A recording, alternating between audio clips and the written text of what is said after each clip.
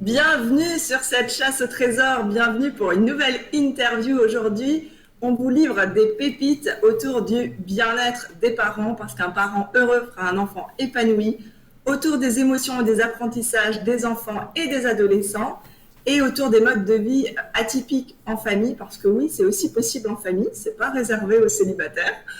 Et on a à cœur justement de vous livrer toutes ces pépites, ces trésors. Et aujourd'hui, j'ai l'immense plaisir de recevoir Isabelle et Pablo. Bonjour à vous deux. Bonjour. Bonjour. Merci de nous accueillir. Alors Bah aujourd'hui, oui. on va parler de haut potentiel. Oui. Non, non, on te C'est laisse. ça. Ça présente bien. Ça présente bien.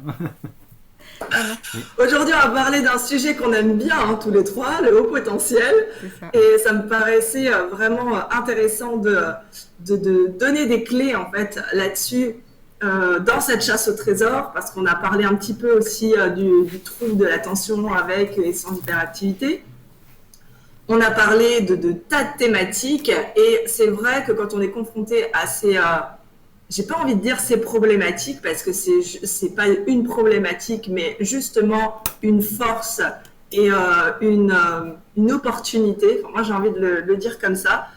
Et seulement, on est un peu déstabilisé aussi par le système, par l'entourage, par plein de choses. On va parler de qu'est-ce que c'est le haut potentiel et puis finalement votre parcours et qu'est-ce que, voilà, comment vous accompagnez d'autres personnes.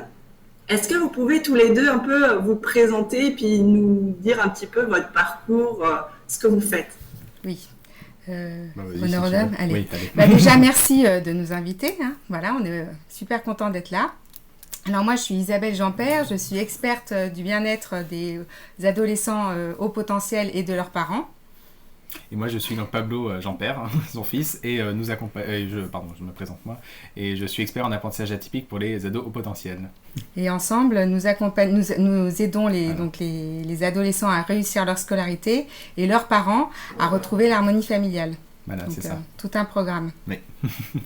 Et effectivement, je rebondis sur ce que tu disais, effectivement, les problématiques. En fait, comme tu dis, c'est vrai que pour nous, vraiment, c'est une chance d'être au potentiel parce que c'est incroyable, mais hélas, et souvent au sein de la scolarité, on le vit vraiment comme un problème, avec même un problème avec des problématiques. Et c'est problématique. Ouais. et du coup, C'est ça. voilà, c'est vrai que comment dire, il y a beaucoup de parents et même d'enfants, d'adolescents qui ont vraiment leur seul truc dans certains. Nous on retrouve vraiment des adolescents qui misent tout sur cette scolarité en fait. Alors que la scolarité, souvent, elle les renvoie avec cette, nous on dit particularité, mais c'est quand même considéré comme un handicap, hein, voilà. De plus, souvent c'est associé à des troubles 10, hein, donc Ça c'est arrive, pour ouais. histoire de, hein, pour pas être trop, Trop pour pas être exceptionnel. trop, voilà, trop exceptionnel, on met deux trois petites particularités parce que voilà. Et du coup, en fait, ces enfants, ils sont dyslexiques, ils sont dyspraxiques, ils sont dysorthographiques, enfin bref. Et ils ont comme ça une scolarité difficile la plupart du temps. Ceux qui n'ont pas de difficultés, souvent, du coup, ils sont pas, on les trouve pas finalement, hein. C'est vrai que souvent, ceux qui sont testés, Ouais. c'est ceux qui ont des problèmes. Ouais, c'est ça. Ouais. Et ce qu'on fait, notre activité, Oui. c'est réussir à trouver les points forts de Voilà. chacun. Trouver aussi leur but, pourquoi est-ce qu'ils sont à l'école, parce qu'un adolescent au potentiel, aller à l'école, ça lui suffit pas. C'est pas une raison Ouais. suffisante, et il a bien raison. Ça, on peut pas juste parler des coups de. On peut pas lui dire tu vas à l'école et c'est tout, Ouais. ça marche pas. Donc trouver avec lui en fait ce qu'il fait à l'école, parce que c'est important qu'ils aient un but. Pourquoi ils vont à l'école, qu'ils aient leur but à eux, leur projet, c'est important. Quitte à mettre du temps à le trouver, des fois c'est pas évident. Et voilà, c'est ce qu'on fait, tout en aidant bien sûr les parents, parce que ça passe énormément par les parents, parce que les parents, on a toutes sortes de parents, hein. On a des parents qui sont très conscients, mais malgré tout, voilà, ils veulent le bien de leur enfant, mais souvent, ils ont du mal à savoir comment faire. Certains ont beaucoup de mal à comprendre tout court. Donc voilà, on arrive à démêler, enfin on essaye de démêler, et on y arrive, à démêler tout ça pour que ça se passe au mieux. Voilà. Sachant que ça demande beaucoup d'énergie en plus, un potentiel. Ah là là. Un ado en plus, alors les deux ados Oui, et parce au qu'il a potentiel. l'adolescence, qui est déjà difficile en soi. Hein. C'est un moment vraiment très, très, très, comment dire, chaotique hein, dans la vie. C'est un moment où on traverse vraiment toutes sortes de choses, on crée sa propre identité, enfin voilà.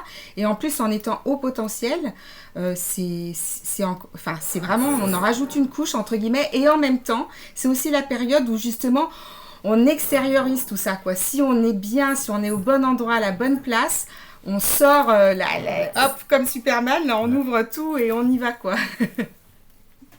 Donc, voilà. Et ce qui est génial... ça. Dans tout ce que tu as dit, il y a une chose que je veux relever, parce que souvent le haut potentiel, et moi on m'a fait la réflexion avec ma fille, c'est catégorisé dans les surdoués, et donc ils n'ont jamais de problème à l'école puisqu'ils sont surdoués, quoi. C'est ça. Donc l'idée c'est un peu de désacraliser tout ça et aussi d'expliquer, comme tu disais, qu'il y a des hauts potentiels qui sont associés aussi à des troubles 10 ou à des fois j'ai vu ça aussi à un TDAH. Exactement. Et que ça rajoute de la complexité et surtout qu'il n'y a pas qu'un profil au potentiel, enfin il y a une multiple facettes de haut potentiel. Est-ce que vous pourriez un peu le définir, je ne sais pas si c'est possible, mais expliquer un peu plus ce que c'est justement pour les personnes qui vont écouter ça, qui ne connaissent pas, ou peut-être des parents qui sont confrontés à ça, mais qui ne savent pas qu'ils ont un enfant au potentiel, peut-être expliquer un petit peu plus. Alors donc la définition, on va dire académique, c'est la définition officielle de l'OMS, on va dire, c'est un quotient intellectuel supérieur à 130. Donc voilà, on passe un test chez un psychologue, etc. On fait un test de QI qui dure plusieurs heures. C'est pas juste un test sur Internet. Voilà. Ça, c'est la définition officielle.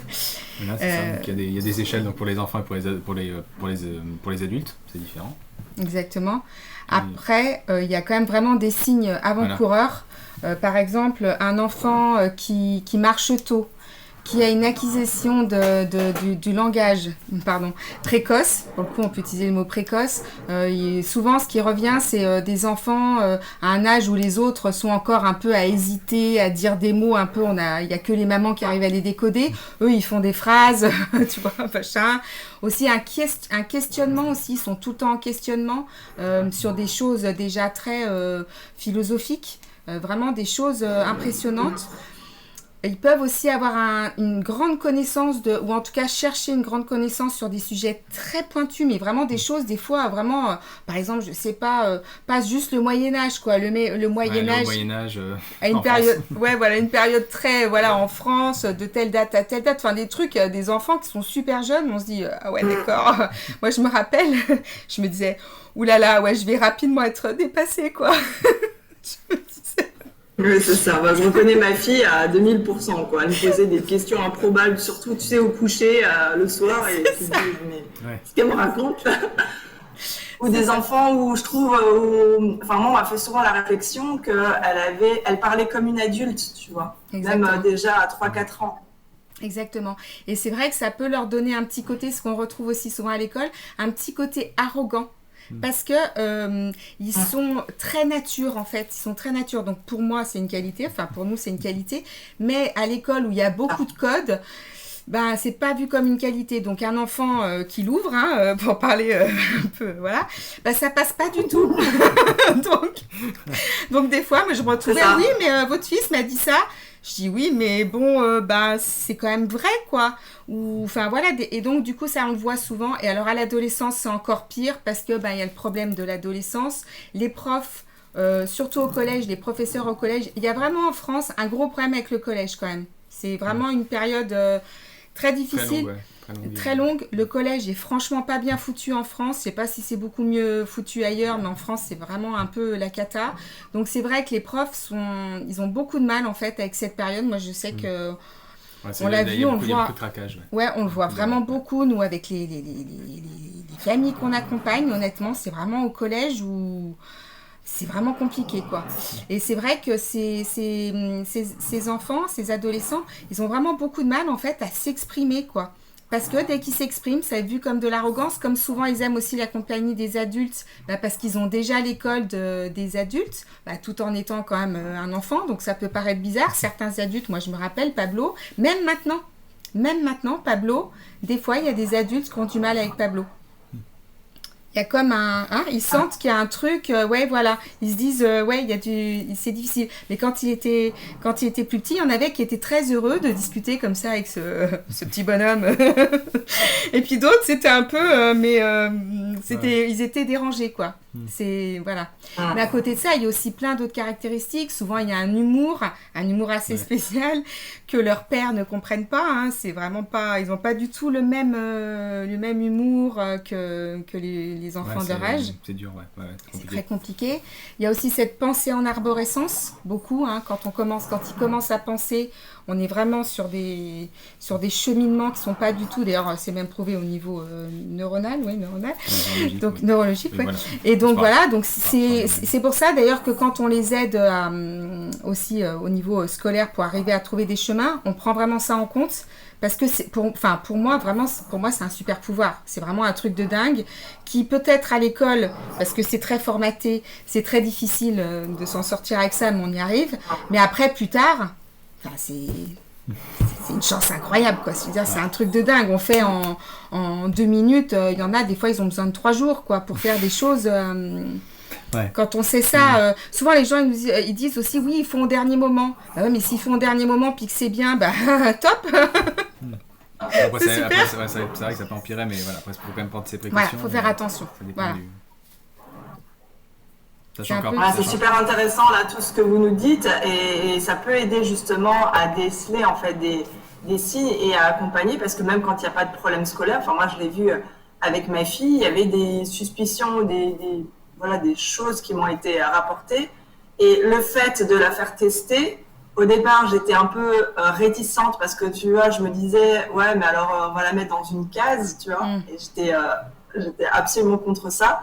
Par contre, ça a permis de voir qu'elle avait un profil plutôt angoissé et que, par exemple, pendant le test, notamment, comme tu dis, qui dure plusieurs heures, donc pour des enfants de 6 ans, c'est pas rien quand même.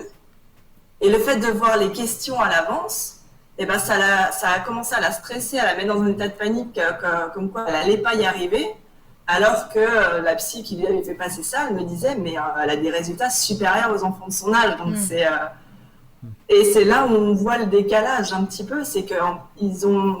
je ne sais pas si on peut dire que c'est une généralité, mais en tout cas, de ce que j'ai constaté, chez ma fille, il y a...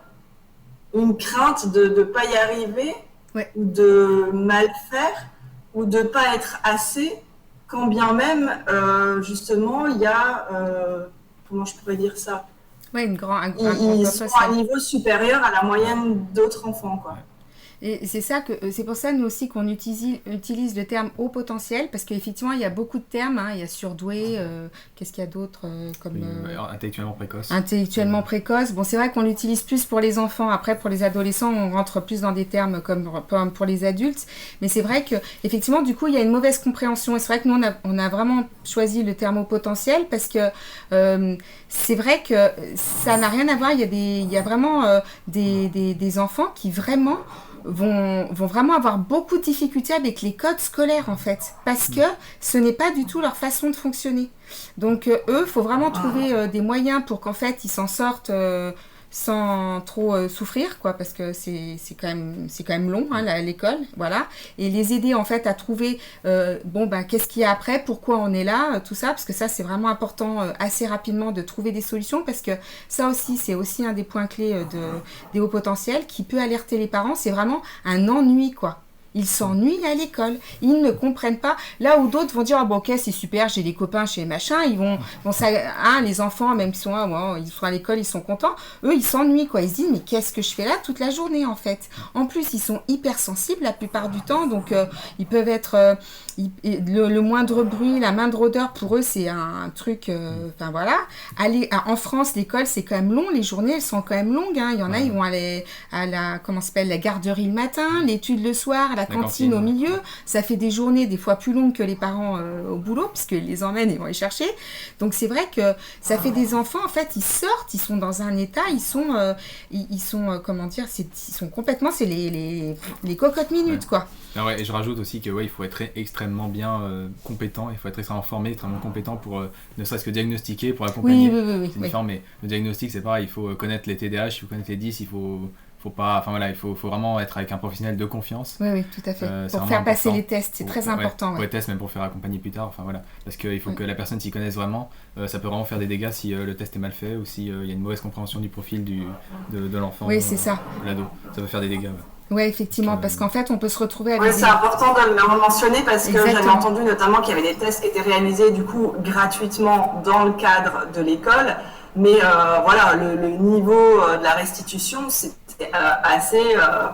Non, parce qu'en fait... vraiment n'importe quoi. Parce que le chiffre, tout ça, bon, ok, c'est bien, on est content, c'est la définition, on va dire, académique. Bon, bah, c'est bien, voilà. Mais en fait, dans les faits, si un enfant est dyslexique, bah, comment veux-tu qu'il fasse le test ? Je veux dire, c'est impossible, ça va pas être possible, même dyspraxique. Donc, en fait, ça fausse. Alors maintenant, ils font des nouveaux trucs. Il faut vraiment que ce soit détecté pour que ce soit pris en compte, quoi. Alors maintenant, ils font de nouvelles choses, il y a les trucs hétérogènes, ça, mais vraiment, il faut faire attention parce que nous, ça a vraiment été notre cas. On est tombé sur quelqu'un, pourtant, on nous avait dit oui, elle est vraiment spécialisée au potentiel, ça a été une catastrophe en fait, mais vraiment une catastrophe. Donc je le dis parce que c'est vraiment important qu'il y ait aussi une analyse, et ça, nous, on l'entend encore beaucoup maintenant, des enfants maintenant, et des parents, ils vont faire des tests, on leur dit ok, elle est au potentiel, allez, au revoir. Mais ça veut rien dire. Quel est son profil?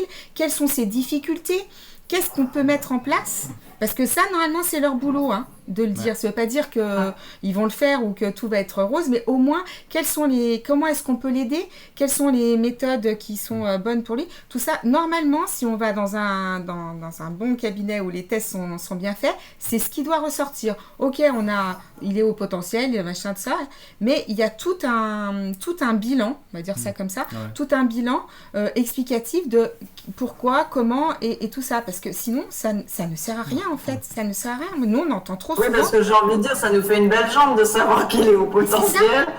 Mais si on ne sait pas comment l'aider ou comment, enfin voilà, l'aider là-dedans, surtout quand on ne l'est pas, c'est quand même quelque chose de flou, quoi. Et puis même quand on l'est, parce que a priori, je le suis aussi, et avant de savoir tout ça, avant de mettre le nez là-dedans, et encore, voilà, on est aux prémices parce que elle est encore pas à l'adolescence, mais voilà, il y a des choses à savoir et puis à se faire accompagner, à se faire guider là-dedans, quoi. Ouais, c'est ça. Il faut vraiment faire attention parce que c'est vrai que les psychologues, c'est forcément, ils ont été formés pour faire ces tests et tout ça, mais s'ils n'ont pas la sensibilité, soit ils ont une grande connaissance parce que, je sais pas, ils se sont formés ou ils sont vraiment sensibles à cette thématique, ces profils-là, ok. Peut-être qu'ils ont connu ça, donc là, c'est vrai que s'ils l'ont connu, c'est quand même on commence déjà à être plus intéressant, mais sinon, franchement, ça n'a pas d'intérêt. Nous, on le voit encore vraiment beaucoup. Et non, ça vaut pas le coup de juste savoir ça parce que ça ne servir à rien. Ça va pas servir, comme tu disais, dans la vie de tous les jours. Voilà. Ça va pas servir à l'école parce que l'école, c'est pas qu'ils s'en fichent, mais ils ont autre chose à faire. Donc, si on sait pas comment les aider, ça sert à rien en fait de dire oui, le haut potentiel. Ok, donc voilà, faut avoir un minimum de parce que comme tu disais tout à l'heure, il y a les profils au potentiel et dans les profils au potentiel, il y a plein de profils. Et dans ces profils, il y a encore plein de profils. C'est incroyable. Et il faut arriver effectivement parce que nous, c'est ce qu'on dit souvent aux parents, on dit ok, l'école c'est bien, mais l'école on n'apprend pas à être heureux, déjà, ce qui est quand même... et on n'apprend pas un métier pour demain. On va pas nous apprendre des compétences ou des choses comme ça. On les apprend pas à l'école. En fait, on répond à des normes qui sont celles du moment pour juger des qualités pour atteindre les études supérieures après. Mais sinon, on n'apprend pas à être heureux, à être bienveillant, à être... maintenant, je sais qu'il y a des pays, notamment la Belgique, je crois, où... tous les matins, il y a comme ça Allemagne ou je crois que c'était Belgique. Bon, des cours de bienveillance, des choses comme ça qui doivent commencer en fait au plus jeune âge, qui sont pas faites. Hein. Bon, après on comprend qu'ils n'ont pas le temps, que si que ça, ok, bon, pourquoi pas. Mais du coup, c'est vrai que là, les hauts potentiels, c'est vraiment ils sont, d'ailleurs souvent on dit, ils sont soit trop. Souvent on entend ça, les parents vont entendre, oui, moi on m'a dit que mon enfant était trop ci, trop ça, ou alors pas assez ci, pas assez ça. Mais oui, parce qu'un haut potentiel, quand il est en classe, et puis, il connaît déjà les multiplications, c'est bon, ça fait déjà 3 ans qu'il a compris, tout ça. Et bien, lui, il part en flèche sur autre chose, quoi. Le gars, il est en train de se dire comment je vais aller sur Mars, comment je vais machin. Il est là, il est au-dessus, quoi. Il est ailleurs.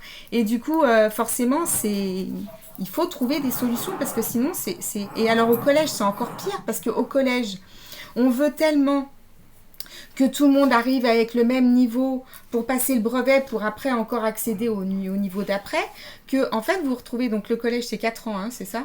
Oui. Voilà. Par exemple en langue, moi je me rappelle Pablo, en langue, bon il était assez doué en langue, mais même s'il n'était pas doué, hein, je veux dire, donc vous apprenez en fait pendant 4 ans à vous présenter quoi.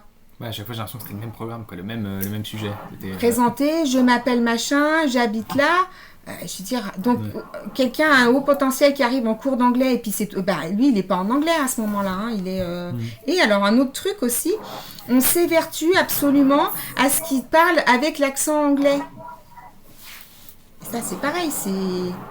Il y a des trucs, ouais, il y a des exigences qu'ils ne comprennent pas. Voilà, Pablo, il a un super bon niveau d'anglais. Je veux dire, on suit des conférences, des trucs en anglais. Mais à chaque fois, n'a pas le bon accent. Mais il n'a pas le bon accent de où de Londres, de où je veux dire, quand on parle anglais, on ne va pas forcément parler avec surtout des comme anglais. en France, on va dire que les profs de langue, ils ne sont pas tous... ils n'ont pas tous un bon accent de base. Non, mais c'est ça. Non, mais si Enfin, voilà, comparé à d'autres pays où... on n'a vraiment pas le même niveau, quoi. C'est ça. Et puis, ça me parle beaucoup ce que vous dites, parce que moi, je sais que, alors je l'ai appris après quelques mois d'instruction en famille, mais ma fille m'a raconté qu'elle voulait apprendre des choses, je ne sais plus, dans les divisions. Et la maîtresse lui a dit, commence déjà par ça, ma petite, ça, c'est pas de ton niveau. C'est ça. Et alors, elle m'a dit... comme elle est très nature sans filtre, je sais qu'elle l'a dit sur ce tour, comment elle me le rapporte. Et là, je me suis dit, mais alors, on en est vraiment là. C'est-à-dire que des enfants qui ont soif d'apprendre, on les freine en disant, oh là, va pas apprendre trop vite. Tu commences déjà par ce qui est de ton niveau parce que quelqu'un a décrété que ça, c'était le niveau CE2, donc tu vas pas aller au niveau CM1, quoi. C'est exactement ça. Et là, je me suis dit, dans la façon d'apprendre, et puis dans le contexte en plus sanitaire actuel, où les enfants sont encore plus assis, à ne pas bouger, à ne pas avoir le droit presque de faire un geste, on est dans quelque chose, comme tu disais avant, les journées sont longues pour certains enfants qui doivent aller à la garderie, soit avant, soit après. Et on les fait tout le temps asseoir, quoi. Ouais, c'est ça. Et ça, alors ça qu'on soit sait, se taire. et que ça a été mis en place dans des pays nordiques, que le cerveau apprend mieux quand le corps bouge. Exactement. Moi, j'ai vécu donc 10 ans aux Pays-Bas. J'ai même été prof aux Pays-Bas. Et je veux dire, les élèves, ils se levaient, on tutoyait, on manquait pas de respect. Pourtant, moi, alors, pour le coup, j'avais un accent, hein. Ils savaient bien que j'étais étrangère, il n'y avait pas de souci. Mais si tu n'as pas d'autorité, oui, forcément, on va te marcher dessus. Mais je veux dire, ça n'a rien à voir avec le fait d'avoir un accent ou pas d'accent. Et moi, ce que j'adorais, c'est que donc là-bas, il n'y a pas de cantine. En fait, ils mangent des sandwichs à midi. Et si tu étais en cours de maths ou en cours de français ou encore, tu t'arrêtes et tu manges avec ton prof pendant le cours. Donc tu discutes, forcément tu bouges, hein, parce que bon, voilà. Et il n'y a pas de problème en fait. Enfin, je veux dire, je vois pas en quoi ça dérange. Oui, forcément, s'il y a, si c'est pour être insolent, pour être dans la provocation, quand bien même, c'est pas non plus, enfin voilà, je veux dire, mais comme tu dis, c'est impossible, c'est prouvé, c'est impossible de rester toute une journée assis. D'ailleurs, tous les gens qui font des boulots dans des bureaux, on dit tous, oui, il faut faire ci, il faut faire ça, marcher, blablabla. Et nous, nos enfants, non. En fait. C'est ce que j'allais dire, quoi. Les formations de 8 heures d'affilée, combien il y a d'adultes qui arrivent à tenir 8 heures d'affilée assis, sans bouger, sans se lever et tout. Et on demande des choses aberrantes à des enfants. Et puis, ça doit bouger, quoi. Chez les hauts potentiels, c'est encore plus exacerbé que... c'est juste intolérable pour eux de ne pas bouger, quoi. Et ça, et c'est ce que tu disais, effectivement, mince, je me rappelle plus, j'ai perdu le fil. Ça m'arrive souvent. Tu disais, oui, l'histoire des maths, mais c'était exactement ça, parce que lui aussi, c'est un gros matheux. Et pareil, quoi, je m'étais rendu compte qu'en fait, il avait appris les multiplications tout seul. Bon, ok, super. Et en fait, il me disait, mais maman, je comprends pas. Alors, je dis, ok, bon, vas-y, montre-moi. Puis, en fait, je m'étais rendu compte, à l'école, on apprend, tu poses ta première application, après, après, tu dois faire l'addition pour avoir le produit, hein, c'est ça, le résultat. Oui, tu fais c'est une sorte d'addition, tu divises tout. Là, et lui, il comprenait pas. Et je me suis vue en train de lui apprendre à détricoter. Et là, pour moi, ça a été, je me rappelle très bien, ça a été la première alerte. Je me suis dit, non mais ça va pas ou quoi? J'apprends à mon fils à désapprendre en fait. Mais c'est juste pas possible. Faites quelque chose, mettez-le. Et je me rappelle pas, donc toi, je t'en veux pas. Oui, il y a eu d'autres choses pires. Non, je rigole. Mais en fait, ça, c'est pareil, c'est un signe. Et souvent, d'ailleurs, ils sont un peu réfractaires. Quoique maintenant, enfin, ça dépend après, hein, bien sûr. C'est vrai qu'il ne faut pas hésiter à faire sauter des classes aux enfants, parce qu'après, quand ils sont ados, c'est plus difficile. Au potentiel, non pas parce qu'ils sont en avance, ou parce que ci, ou parce que ça, c'est même pas tellement ça, mais c'est qu'en fait, ils s'ennuient. Dès qu'on voit qu'ils s'ennuient, qu'ils ont acquis les choses qu'on doit acquérir, enfin, je veux dire, à l'école primaire, c'est écriture, écriture, lecture, et puis justement maths, compter. Une fois qu'ils ont acquis ça, c'est pas qu'ils ont rien à y faire, mais presque. Donc passons. Alors effectivement, après il y a l'histoire au niveau relationnel, parce qu'ils vont se retrouver plus petits physiquement avec des plus grands, mais de toute façon c'est des enfants qui savent déjà qu'ils sont différents. Ils l'ont déjà vu, ils l'ont déjà capté, et le fossé se creuse d'autant plus qu'on arrive au collège. C'est-à-dire que même si on est avec des pères qui ont le même âge que nous, il y a un fossé énorme. Donc de toute façon, même s'il y a le même âge, il y aura toujours ce fossé. Après, il faut que ce soit un choix commun, entre guillemets. Quoi. Oui, bien sûr. sûr. Pas de normes, on n'est pas en train de dire c'est pas une obligation. 3 classes.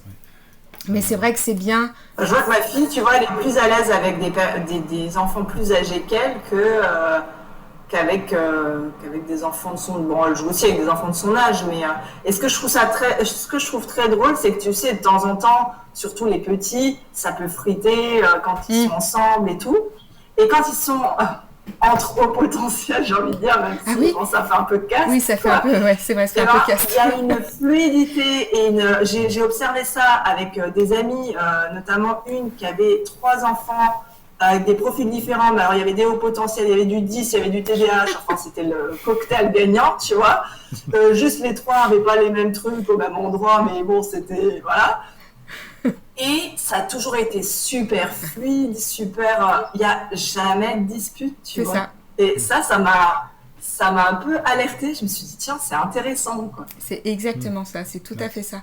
Ils sont totalement déjà, ils sont souvent très bienveillants. C'est vraiment une qualité qu'ils ont. Ils sont vraiment très empathiques. Ils ont un grand sens de la justice aussi. Et c'est pour ça que c'est difficile pour eux aussi, les codes scolaires, parce que bon, c'est pas souvent juste. Hein. Enfin, voilà. Donc eux, ils ont un grand sens de la justice. Donc ils vont toujours, c'est des excellents médiateurs souvent. Sauf s'ils sont en souffrance, hein. Bien sûr, ça aussi, c'est aussi un des gros problèmes de la scolarité des hauts potentiels. C'est vraiment de se retrouver comme ça dans une souffrance. Mais sinon, oui, ils ont un gros sens comme ça de la justice. Donc effectivement, comme tu dis, il y a une fluidité assez incroyable, même s'ils sont, comme tu dis, s'il y en a des plus petits, des plus grands, avec des problèmes, ils vont tout de suite... Ah, mais Pablo, je me rappelle tout de suite, il voulait être dans l'aide. Ah, mais d'accord, mais tu sais pas bien écrire, c'est pas grave. Et comme ça, en fait, on se dit, mais... Au début, on se dit, ah ouais, dis donc, je l'ai vraiment bien élevé. En fait, on se rend compte qu'il n'y a pas que ça. Mince. Zut. Non, mais c'est exactement ce que tu dis. Tu vois, je sais que dans l'école de ma fille, il y avait une classe autiste et il favorisait en fait l'échange pour que les enfants s'aident les uns les autres.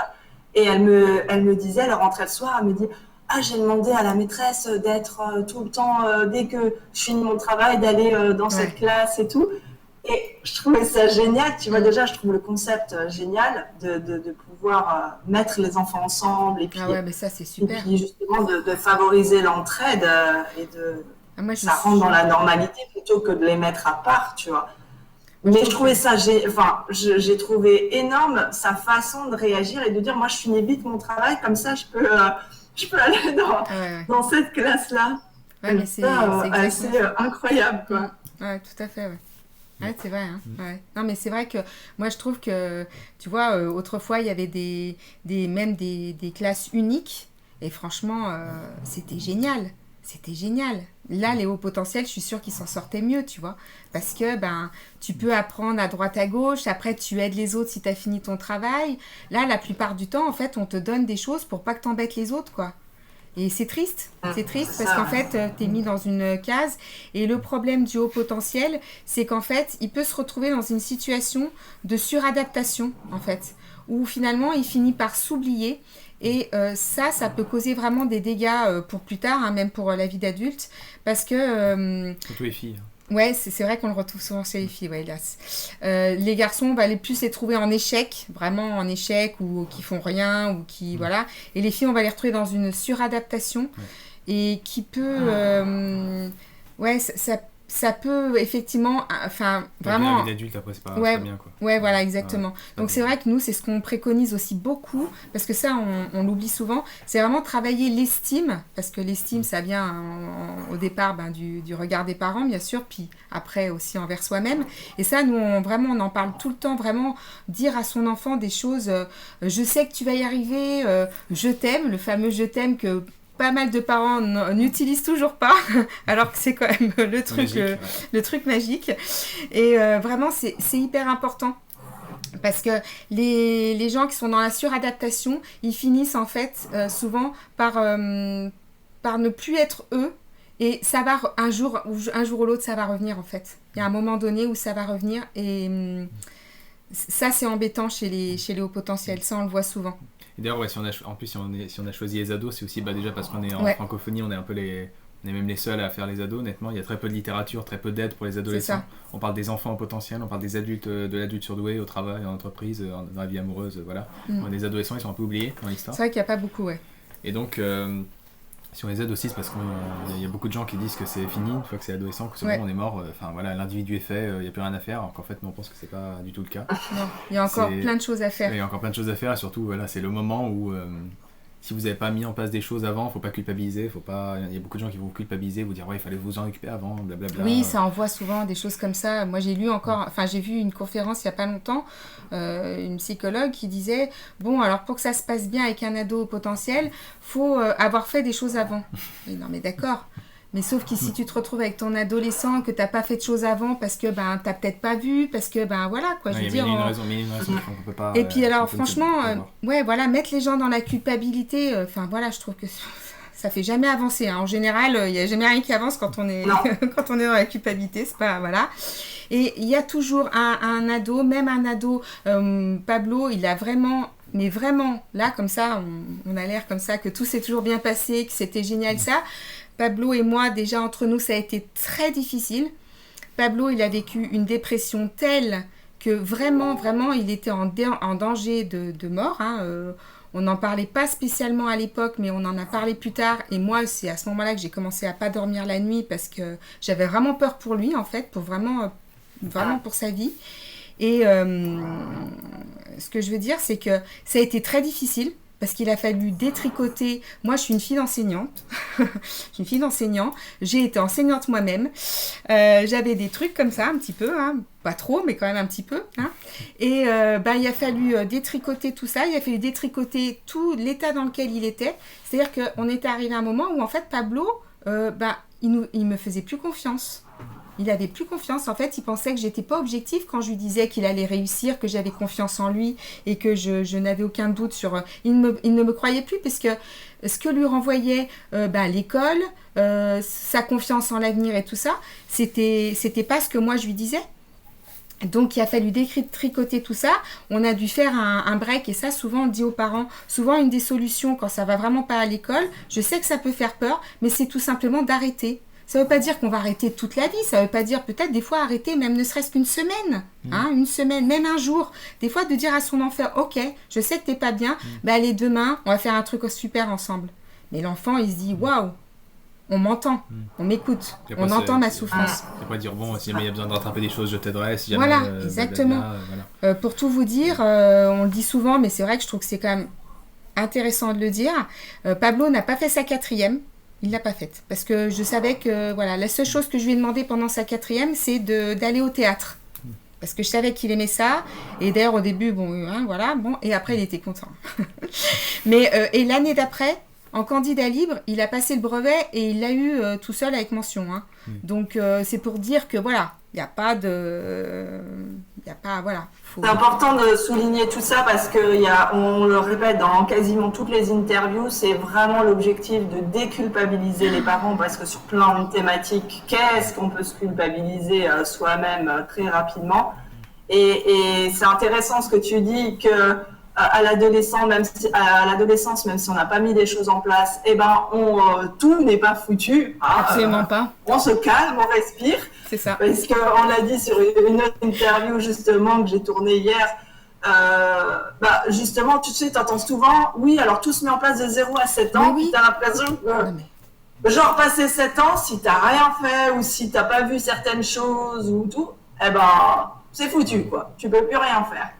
Et l'idée, c'est vraiment de déculpabiliser les parents et de leur dire que, voilà, que tout est possible, qu'on peut changer des choses, même jusque tard. Même, moi, j'ai vu des changements des enfants, c'est plus des enfants à 20 ans, mais à l'âge de 20 ans, du fait que leur maman faisait un travail de développement personnel sur eux, ça a créé un mimétisme, parce que même à cet âge-là, ils ont vu, il y a un effet miroir, ils ont vu des changements, et il y a des choses qui ont bougé de leur côté, quand bien même on n'a rien fait sur eux.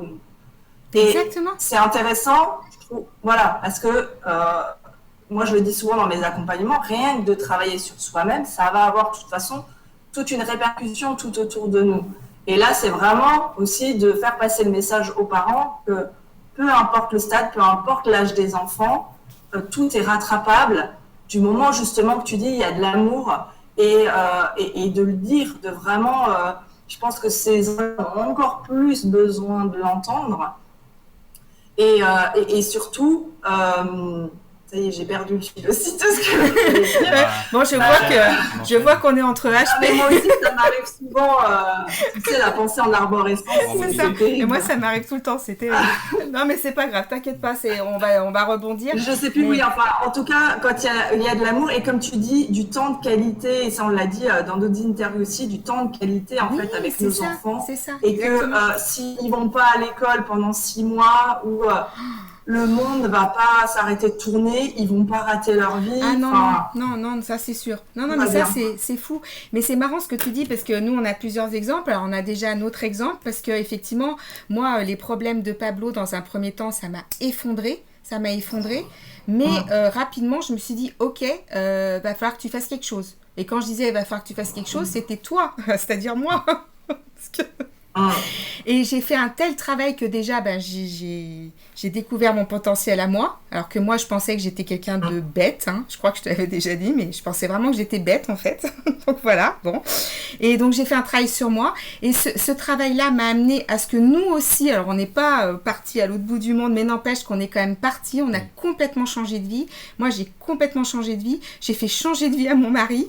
Et c'est hyper important ce que tu dis. En fait, ce drame, hein, parce que ça a quand même été dramatique, nous a apporté quelque chose de beau parce que on a tous travaillé. C'est vrai que nous on parle toujours de l'harmonie familiale. Alors c'est vrai qu'on pourrait comme ça, les gens des fois ils nous disent oui mais vous, ou alors oui mais Pablo, c'était pas le même il y a quelques années et moi non plus d'ailleurs. Et on était, c'était pas un ange non plus. Non moi non plus. Et voilà, c'était pas la fête, voilà, mais on a complètement, ça nous a apporté énormément et aussi ce que tu disais que ça passe par la maman. Nous on a eu un accompagnement qui a été fait 100% par la maman. Alors qu'en fait, à la base, c'était pas du tout parti pour être comme ça. Mais pour te dire, le premier entretien, l'enfant, enfin l'ado, était allongé dans son lit. Et la mère, en fait, pour qu'il soit quand même avec nous, était donc dans la chambre. Mais lui, on l'a pas vu, on l'a juste entendu faire des comme ça de temps en temps. Voilà. Et la maman, en fait, c'est elle qu'on a accompagnée. Et ça a été... juste waouh, changement époustouflant. Mais complètement, c'est-à-dire que ça a été complètement dingue. Quand on les a revus à la fin, le bilan, on les a vus déjà, lui on l'a vu, alors qu'avant on l'avait aperçu, et il souriait. C'est ça. Il était content. On avait quasiment jamais parlé avec lui, hein, à part des échanges comme ça, vite fait, par chat. Mais la maman, elle était complètement, elle est complètement transformée. Mais vraiment complètement. C'était pas du tout la même personne. Ça répercute sur tout le monde après. Exactement. Ça avait répercuté sur tout, quoi. Sur l'ado. Exactement. Exactement. Et après, du coup, elle avait aussi envie après de beaucoup plus travailler son propre développement personnel et tout, quoi. D'ailleurs, on est toujours en contact. C'est incroyable. Et puis, maintenant, elle l'a mis dans une autre école, une école, comment ça s'appelle? Privé, enfin plus. Je trouve plus. Enfin, complètement différente, qui fait quand même le programme In Fine. Hein. Alternative. Voilà, alternative, exactement. Alternative, et ça s'appelle l'École Heureuse, je crois, hein, dans la région parisienne. Et voilà, quoi, complètement, tu vois, rien à voir, quoi, où le rythme est complètement respecté, les adolescents vont aux cours qu'ils veulent, quand ils veulent, et franchement, je veux dire, c'est pas la fête. On n'est pas dans une logique, il ne faut pas dire... Parce qu'en fait, ça dépend aussi beaucoup du vécu de la personne, des croyances qu'elle a. On pourrait aussi croire quand on a un HP, il faut le mettre dans une école pour surdouer, quoi. Donc, en fait, ça dépend, en fait. C'est tellement... Ouais, franchement, c'est pas forcément bien, parce que, du coup, comme ils sont tous différents, c'est pas toujours bien. Moi, je trouve que c'est bien. Il y a des systèmes, je sais pas comment ça s'appelle, je crois que c'est... je sais plus comment ça s'appelle, mais ça, je pourrais retrouver. Où, en fait, ils font le collège en moins d'années. Ils font le collège en 2-3 ans au lieu de 4. Ça, c'est pas mal. Et là, pour le coup, ils sont entre eux, entre guillemets, parce que, effectivement... et du coup, ils sont moins par classe. Mais hélas, ça n'existe pas encore partout. Donc voilà, il faut s'armer de patience et effectivement, comme tu disais, quoi, je veux dire, voilà, quoi, c'est pas parce qu'un enfant, il va pas aller à l'école 1 année, 2 années, voire plus. Là, Pablo, il a eu son bac il y a quelques années, enfin pas quelques années, mais on va dire 2 ans. Ouais. Il fait pas d'études supérieures et j'ai pas l'impression qu'il rate sa vie. Pour l'instant, il sait toujours pas. Soit ça viendra un jour. Et lui, ce qu'il voulait quand il a arrêté, c'était aider les jeunes qui avaient galéré comme lui. Je trouve que c'est un beau projet quand même. Ça évolue, puis on fait ce qu'on fait aujourd'hui. Oui, puis après, du coup, on s'est dit... en fait, ça a été une évidence. On ne l'avait pas prévu, puis un jour, on s'est dit, mais dis donc... Mais voilà, je veux dire, c'est pas... c'est génial. Et puis, rappeler qu'en fait, il n'y a rien de permanent. Non. C'est-à-dire que, tu vois, moi, on me demande souvent parce que j'ai déscolarisé mes enfants depuis 1 an. Ah oui, les remarques. Et alors bon, c'est tout un... je ne rentre pas dans les...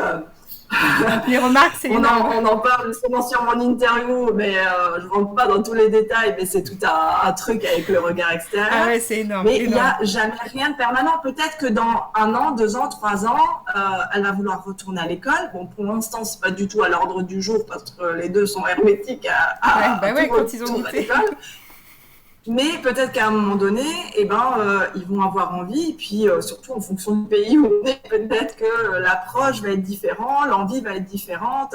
Et c'est rappeler que de toute façon, qu'on sorte son enfant de l'école, qu'on le remette à l'école ou qu'on le laisse à l'école s'il n'y a jamais eu d'interruption, il n'y a jamais rien de permanent au point où il va rater sa vie, quoi. Non, ça n'existe pas. Donc c'est aussi déstresser par rapport à ça, qu'il y a des choses, c'est des périodes, c'est des passages, comme tu disais pour la 4e, et que voilà, ça l'empêche pas d'avoir réussi après, et puis ça l'empêche pas d'être épanoui, et puis d'ailleurs, voilà, tout ce qui est vraiment purement scolaire, enfin pour moi, c'est pas ça qui fait forcément la réussite. Non, mais bon, c'est ça, exactement. Ouais.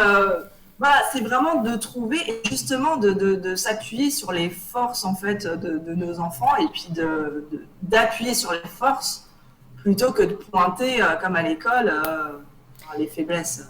Ouais, c'est ça. Entre guillemets. Faut vraiment, en fait, le fait d'être au potentiel, pour moi, c'est vraiment une chance parce que sauf ceux, il y en a, ça se passe très bien, on n'entend pas parler parce que ça se passe très bien. Il y en a, ils ont des profils comme ça, ils sont contents à l'école. Il y a tout le temps un biais d'échantillonnage, je crois qu'on dit. Voilà, tout le temps un biais qui fait que voilà, mais c'est... C'est ça, exactement. Nous, on a des clients, par exemple, souvent ils nous disent, par exemple, c'est le plus petit, ils nous disent, ah ben, le plus grand, c'est possible, mais il n'a jamais eu de problème à l'école. Donc, effectivement, tu te poses pas de questions. Si tout se passe bien, qu'il est heureux et que voilà... Mais du coup, j'ai perdu mon fil aussi, mais ça va me revenir. Mais c'est vrai que voilà, c'est c'est ça. C'est que la chance qu'ont ces hauts potentiels qui ont, entre guillemets, des couacs, hein, c'est que rapidement, ils vont être obligés, enfin, c'est mieux, on va dire, de trouver en fait comment justement s'appuyer sur ses valeurs, sur ses dons et surtout pourquoi je suis à l'école, par exemple. Pourquoi je suis à l'école? Qu'est-ce que je fais à l'école? Parce que moi, je l'ai vécu avec Pablo. Pablo, il me disait, non, mais moi... Et puis, quelque part, je ne peux pas lui donner tort. Hein. Franchement, si c'est pour souffrir, c'est pas la peine. Non, mais je veux dire... non, mais c'est vrai. Hein. Quelqu'un qui est au boulot, puis c'est la galère tous les jours, on va pas lui dire, ah bah oui, mais bon, c'est normal de bosser. Ah oui, c'est normal peut-être de bosser, mais peut-être pas dans ces conditions-là. Hein. Donc, voilà. Et bon, moi, je me sentais pas dire à mon enfant, bah oui, tu vas à l'école parce que c'est comme ça. Non, c'est pas possible. À un moment donné ou non. C'est ça. Voilà, en plus, le c'est comme ça, c'est pas une explication valable pour un haut potentiel. Au potentiel, ça passe pas du tout. C'est même l'effet inverse. Hein. C'est même l'effet inverse, il va carrément se braquer et voilà. Et du coup, en fait, comme tu es obligé, en fait, donc du coup, tu trouves rapidement tes forces. Alors là où d'autres vont mettre peut-être des années, voire ne vont pas les connaître jusqu'à ce qu'un événement dans leur vie, un burn-out, une séparation, tu vois, des choses où là, ils vont se dire, oh mais mince, mais qui suis-je? Alors que les hauts potentiels détectés, entre guillemets, hein, c'est pas très joli, mais tôt, ils vont trouver, enfin je vois Pablo lui, mais moi je suis hyper admirative, même si lui des fois c'est normal, il se cherche, tout ça, il dit oui, bon, mais moi je suis admirative parce qu'il cherche vraiment sans arrêt justement comme ça à développer des ressources pour quand je suis pas bien, qu'est-ce que je fais, comment je travaille mieux, mon alimentation, enfin voilà, il y a tellement de choses qui le passionnent. Moi je suis vraiment pas développé, pourtant je suis vraiment pas détecté tôt. Hein, non, en plus, il t'a été détecté plutôt tard pour un enfant. Tardif, hein, ouais, exactement, c'était en 6e, non 5e. Cinquième. C'était plutôt tard. Hein. Bon, moi, je le savais, hein, mais j'aurais pas su le dire comme ça. Je savais qu'il était différent. Et quand j'en ai parlé, c'était en maternelle, on m'avait dit « Ah non, parce qu'au niveau émotionnel, ben oui, ben justement. » C'est ça. C'est ça. Enfin, c'est pas que ça, mais c'est un truc... Et il y a tendance à minimiser le truc tant qu'il n'y a pas de problème, tu vois. Il y a aussi ça, parce que tu disais, voilà, les enfants où il y a des problématiques... Et les enfants, on entend parler ceux où scolairement tout va bien. Et moi, j'ai été dans ce cas-là où scolairement tout va bien. Alors, tu dis non, mais il n'y a pas de problème au niveau scolaire, tout va bien. Oui, mais il n'y a pas que ça, parce qu'au niveau émotionnel, par contre, dans les relations avec les autres, ça allait pas. Et il y a plein de choses que j'ai appris beaucoup plus tard. Mais du coup, c'est aussi problématique pour l'enfant parce que comme tu dis, surtout les filles, ils se suradaptent. Et du coup, on rentre dans un cercle qui peut dégénérer tard. Quoi. Moi, je suis persuadée que ça aurait dégénéré au collège, tu vois. Où c'est des candidats idéaux pour le harcèlement scolaire. Quoi. Alors ça, effectivement, ouais, Pablo, donc il a vécu aussi du harcèlement scolaire parce qu'effectivement, encore une fois, on est donc soit tu es avec des filles qui suradaptent, mais il y a un moment où ça va pas forcément, tu vois, elles vont pas forcément adhérer à tout. Les garçons, eux, souvent, ils sont un peu à côté de la plaque par rapport à ceux de leur âge, carrément rien à voir, tu vois, les trucs... il y a un côté un petit peu, il n'avait pas du tout les mêmes sujets de... Enfin, toi, il réfléchissait pas du tout au même truc. Lui, il était, je sais pas, lui, quand il rentre... Pablo, il y a un truc qui me faisait rire, c'est que quand il a découvert au collège la calculatrice scientifique, lui, c'était son jeu, quoi. Et quand on partait quelque part, il se baladait avec sa calculatrice scientifique. C'était un délire avec un ami. Tu vois, là où les autres étaient avec leur... Ma fille de 9 ans fait la même chose avec une calculatrice toute simple. Voilà, tu vois. Voilà. Bon, voilà. Alors que les autres, il leur faut des trucs avec des jeux, des machins et tout. Lui, Pablo, il était avec sa calculatrice et il pouvait jouer pendant des heures. Hein.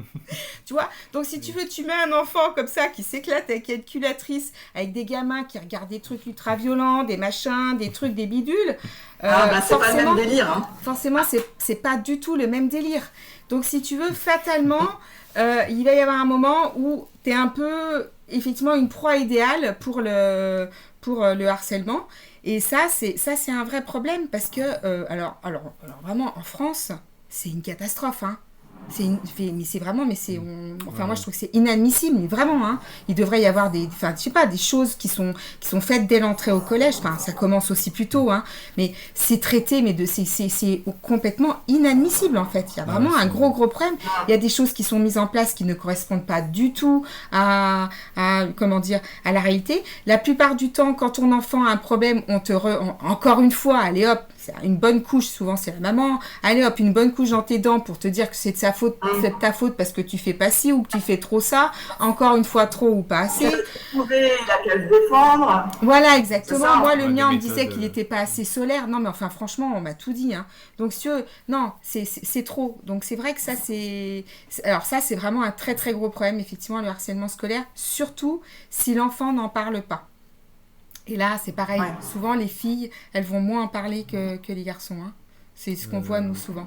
Elles vont moins... elles vont...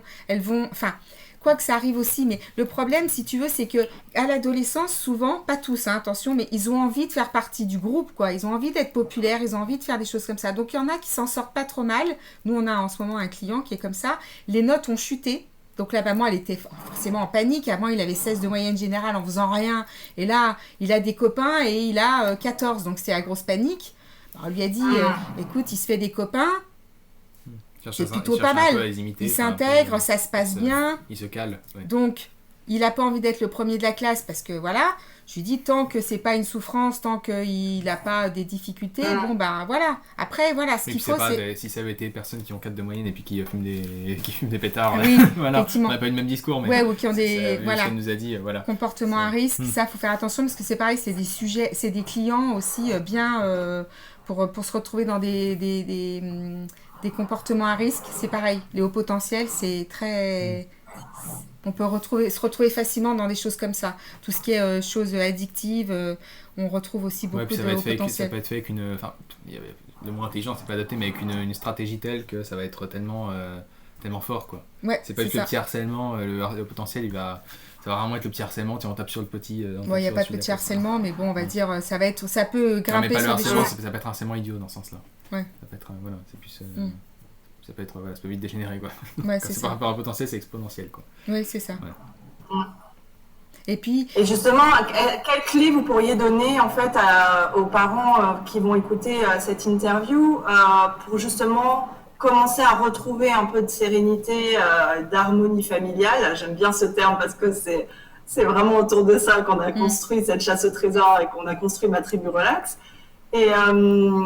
Et finalement apaiser un petit peu au niveau scolarité, quoi. Alors déjà, moi je dirais vraiment, il y a un truc vraiment souvent qui est un peu émoussé, c'est le lien de confiance. Nous, on prend toujours l'histoire de la corde. Une corde, ça peut se couper, hein, comme le lien de la confiance, ça peut se couper, mais on peut refaire un nœud. Hein, c'est pas, ça peut se refaire. Et pour aider son ado, pour retrouver le lien de confiance et que son ado retrouve confiance en lui, il y a quelque chose de simple, c'est d'avoir confiance en lui. Un ado au potentiel, il y a ado et il y a haut potentiel, et il est haut potentiel. Donc de toute façon, même s'il a des moments où ça se passe moins bien, même s'il saura rebondir s'il a envie de rebondir. S'il sait qu'un jour il a envie de devenir, je sais pas moi, aviateur, pourquoi je dis ça, mais bon bref, et il saura qu'il faut faire ça, ça et ça, et il le fera. Il n'y a aucun souci là-dessus. Faut pas trop... Pablo, ça a été son cas. Il savait pas pourquoi il allait à l'école. Donc il a trouvé après le sens. Pour lui, c'était une fierté de finir cette scolarité en ayant le diplôme, le baccalauréat... c'est un peu le Graal, on va dire. Sésame. Voilà, le sésame. Cette envie-là était assez forte pour lui, donc il l'a faite. S'il l'avait pas eu, voilà. Ou peut-être qu'il l'aurait eu pour aller plus loin parce qu'il voulait être médecin ou je sais pas. Ou même moi, s'il m'avait dit j'ai envie d'être maçon ou coiffeur, c'est pas, peu importe en fait. C'est vraiment pas, on parle du bac parce que c'est notre parcours et puis que c'est l'école, en fait, ça sert à quoi? Ça sert à avoir le bac, hein, c'est tout. Faut pas. On va pas apprendre, voilà. Moi, souvent, je répétais à Pablo, ça, c'est une des clés aussi, c'est « fais ce qu'on te demande ». Ouais, ça c'est spécial ado. À l'école primaire, ça va encore. À l'école primaire, quand tu es enfant... À l'école primaire, mais pour les ados... Il y a un côté, j'ai une bonne mémoire, je retiens tout, et puis je recrache les dates historiques, ça va bien. En fait, après, au collège, surtout au lycée, il faut de la méthode. C'est ça. Faut pas surinterpréter. Faut faire ce qu'on te demande. Pablo, il est très bon à l'écrit, il a une très belle plume. Quand il avait des trucs en français, il partait toujours en live, quoi. Dans des trucs qui étaient pas... c'était pas l'endroit, quoi. C'était pas que c'était pas bien, mais c'était pas l'endroit. Oui, et je disais toujours, tu regardes, et je me rappelle pour le bac, je me rappelle bien encore, c'était vraiment bête et méchant, bête et discipliné. Tu fais ce qu'on te demande. Tu lis les mots. Je lui avais dit, toi, je sais que le truc, les autres ont besoin de 4 heures. Toi, tu peux le faire en 1 heure. S'il faut passer 3 heures à faire quelque chose, c'est à lire l'énoncé du texte. Donc, mais pour en revenir aux clés, c'est vraiment voilà, rétablir le lien de confiance. Ça, c'est vraiment important. Pour le parent, prendre du temps pour soi, du temps de qualité. Parce que les parents, vous courez dans tous les sens, vous les amenez voir tel spécialiste, vous les emmenez au foot, vous les emmenez ci, vous les emmenez ça, vous êtes au bout du rouleau. Nous, on n'a que des parents au bout du rouleau, mais vraiment, vraiment. Donc, organisez-vous, il y a des choses toutes bêtes. Par exemple, nous, ce qu'on dit souvent, c'est « Ok, vous rentrez de l'école, vous prenez un goûter, vous assurez qu'il a bien eu sa dose de câlins. » Parce que même si c'est un adolescent, même s'il fait gna, faut quand même lui faire des câlins. Il retient. Voilà, c'est très, très important qu'il ait bien bu, qu'il ait bien mangé, tout ça. Et après, il peut commencer à travailler tout seul. Il commence tout seul, même s'il a plein de questions, il prend un papier, il note les questions qu'il vous posera plus tard, et vous prenez 1 demi-heure, vous faites un masque, vous faites une méditation, vous regardez une série, je sais pas, vous coupez des choses. En plus, vous avez plein de bonus là, absolument incroyables dans le pack qu'on vous propose, donc exactement. Donc là, trouver les ressources. Exactement, je pense qu'il y aura plein d'idées, exactement, il va y avoir plein de choses, donc voilà, et du coup, vous prenez un moment pour vous, et après, vous lui dites en plus à votre, parce que l'ado potentiel, effectivement, on l'a pas comme ça, on peut pas lui raconter, faut être bien carré, et pas sortir du carré parfois, faut lui dire, ok, là, tu fais ton truc, moi, je m'occupe de moi, et après, tu vas voir, je vais être encore mieux pour m'occuper de toi. Et ça, c'est parce que c'est super important ce que tu dis, et je crois qu'on l'a répété a priori à chaque interview. Ouais, mais bon. C'est vraiment, ça part de là, c'est prendre du temps pour soi, parce qu'on ne peut pas distribuer de l'énergie quand nos réservoirs sont à sec. C'est ça, exactement. Ouais. C'est hyper important. Et puis, comme on disait tout à l'heure aussi, l'estime de soi, travailler l'estime de son ado, vraiment lui répéter qu'on sait qu'il va y arriver, parce que c'est normal d'avoir peur en tant que parent, c'est normal, on a une responsabilité, effectivement, donc c'est pour ça d'ailleurs qu'on est souvent, on se sent coupable et tout ça. C'est pas, on peut pas dire aux parents, oui, se sentir coupable, c'est pas bien, c'est pas ça en fait la question, c'est, ok, mais cet enfant, en fait, il faut le guider, quoi. Et quoi de mieux que de lui dire qu'on sait qu'il va y arriver, parce qu'au fond, on le sait qu'il va y arriver. C'est aussi simple que ça. Ça paraît tout simple et méchant, mais c'est vrai. Il va y arriver, parce qu'on sait qu'il va y arriver. Voilà, qu'il a toutes les ressources qu'il faut pour y arriver. Et que surtout, aussi, ne pas hésiter à se faire aider, à se faire accompagner. C'est pas un aveu de faiblesse. Moi, si je vais pas bien, je vais pas avoir, même moi qui suis pourtant accompagnante, je me fais accompagner régulièrement. C'est pas honteux. Au contraire, on apprend à chaque fois et on devient encore mieux. Donc ça, faut pas hésiter aussi. Parler avec des gens bienveillants. Parce que ça, quand on a un ado potentiel, comme tu disais tout à l'heure, alors en plus qui va pas à l'école, c'était notre cas, on s'en prend plein les dents. Des fois, on n'a même pas besoin d'aller loin, déjà dans l'entourage tout proche. Voilà. Le cercle très proche, ça suffit. Exactement. Donc, trouver des gens bienveillants autour de soi, à qui on peut parler. Des fois, rien que de parler, de dire les choses qui vont pas, de vider son sac, tout ça, simplement ça, des fois, ça fait un bien fou et on repart mieux armé, quoi. Et l'enfant, voilà, pas hésiter. Effectivement, comme disait Pablo, tant que l'enfant n'a pas de souffrance, qu'il est bien dans ses baskets, qu'il n'y a pas de problème, parce que bon, d'accord, les notes, c'est bien. Si c'est un enfant qui cherche vraiment à avoir des excellentes notes, ok, c'est bien de l'accompagner, mais sinon, on s'en fiche un peu des notes. Ça va pas, c'est ça, déculpabiliser sur les notes, parce que combien il y a de parents qui sont stressés par rapport à ça. C'est fou. C'est pas ça qui va déterminer la réussite ou l'épanouissement. Voilà, un enfant plus tard. Exactement. De toute façon, l'enfant, il a fait de son mieux, avec ce qu'il était en capacité de faire au moment où il a fait son devoir. Et juste, voilà, lui demander si vraiment il a des difficultés dans une matière ou des choses comme ça. Et puis pareil, quoi. après, effectivement, ça peut être embêtant pour certains hauts potentiels qui s'en sortent pas trop mal en primaire et en début de collège. Donc, en fait, ils n'ont pas de méthodologie.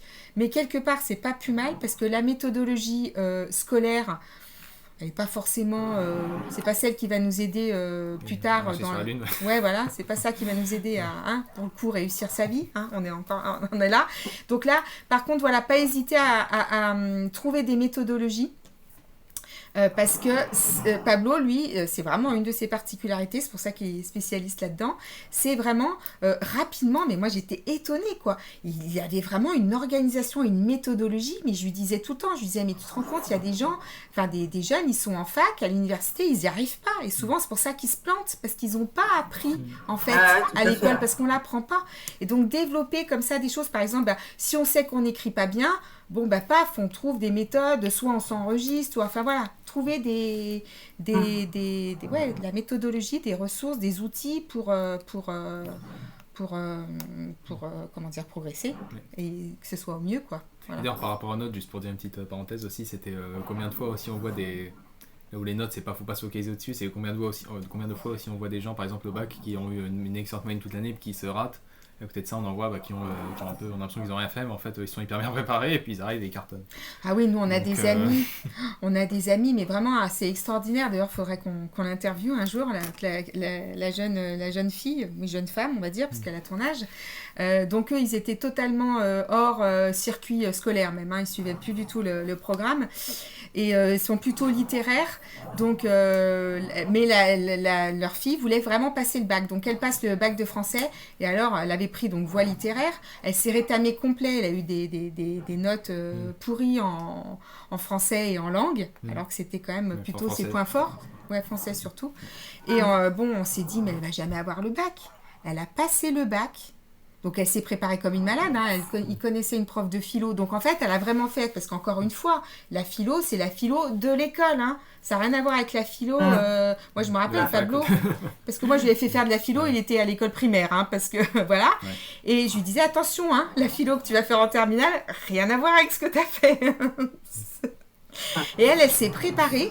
Et elle a eu combien en philo? 18 Oui, je crois. Ouais, mais bon. Et du coup, elle a eu son bac avec une mention alors qu'elle n'avait même pas eu son bac de français, quoi. Donc, comme quoi, quand on veut, et nous on se disait, mais comment la pauvre, elle va... Enfin voilà, on était persuadés, alors qu'il n'y a pas de raison, finalement. Pourquoi était-on persuadé qu'elle n'allait pas y arriver? On aurait dû être persuadé qu'elle y arrive. Et voilà. Et c'est fou, Donc c'est... Voilà. Quand un ado est déterminé, il y va, quoi. Surtout s'il est au Je crois que c'est faites-leur confiance aussi, tu vois. C'est ça. C'est au lieu de vouloir maîtriser ou contrôler plutôt tous les paramètres, tu vois.